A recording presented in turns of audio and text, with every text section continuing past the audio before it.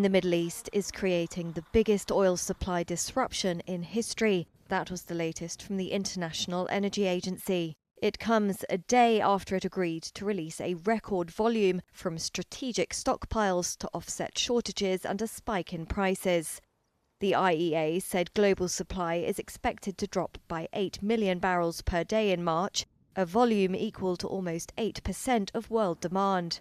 It's due to the blocking of the Strait of Hormuz, a narrow channel along the Iranian coast, since the US and Israel began airstrikes on Iran on February the 28th.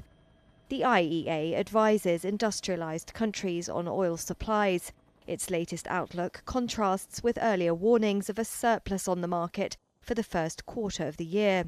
It added, however, that supply could rise in April, as some Middle East Gulf producers use alternative routes, and that for the year production would still expand more quickly than global demand.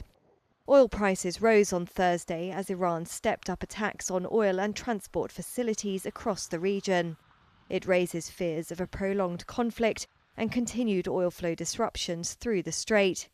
The IEA added that a number of Gulf countries have cut total oil production by at least 10 million barrels per day, and that without rapid restart of shipping flows, these losses were set to increase.